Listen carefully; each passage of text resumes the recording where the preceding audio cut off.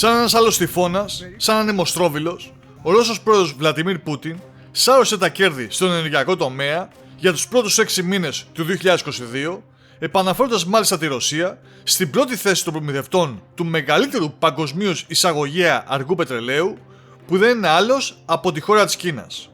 Ναι, η Κίνα έχει αυτή τη στιγμή ως κυριότερο προμηθευτή πετρελαίου τη Ρωσία, αφήνοντας δεύτερη τη χώρα της Σαουδικής Αραβίας. Και όλα αυτά τα κατάφερε ο Ρώσος πρόεδρος παρά τις κυρώσεις που του έχει επιβάλει η Δύση, και που φυσικά σημαίνει ότι οι κυρώσεις τελικά δεν χρησιμεύουν και το μόνο που κάνουν είναι να επιστρέφουν ως μπούμεραγκ στις χώρες της Δύσης, δημιουργώντας ασφιχτικές συνθήκες διαβίωσης στους ίδιους πολίτες της, αν και αυτό δεν θα το παραδεχτεί ποτέ η ηγεσία της Ευρωπαϊκής Ένωσης, αλλά και οι ηγέτες των κρατών μελών που τις αποφάσισαν, προσπαθώντας έτσι να αποφύγουν τις συνέπειες των αποφάσεών τους. Ας επιστρέψουμε όμως στον τυφώνα Πούτιν και ας δούμε ποιος γράφει όλα αυτά περί ρωσικού πετρελαίου.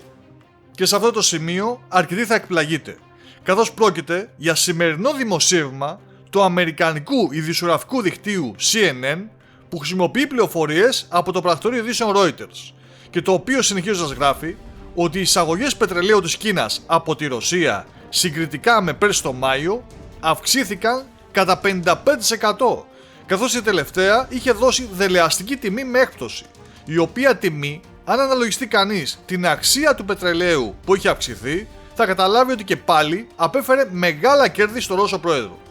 Και αυτό μάλιστα που επισημαίνεται είναι ότι η Κίνα, λόγω της πανδημίας και της καραντίνας που επιβάλλει, έχει μειώσει τις ενεργειακές της ανάγκες. Αν δεν τις είχε μειώσει, τώρα θα μιλάγαμε για πολύ μεγαλύτερα νούμερα. Αυτό βέβαια που μας έκανε εντύπωση είναι ότι οι Αμερικανοί δίνουν έμφαση στο παρά τις κυρώσεις της Δύσης, που σημαίνει ότι έχουν αρχίσει να αντιλαμβάνονται ότι δεν λειτουργούν και ότι τελικά ο Ρώσος πρόεδρος καταφέρνει και βρίσκει λύσεις, σαρώνοντας μάλιστα και το ρεκόρ πωλήσεων αργού πετρελαίου προς την Κίνα ως ένας άλλος τυφώνας.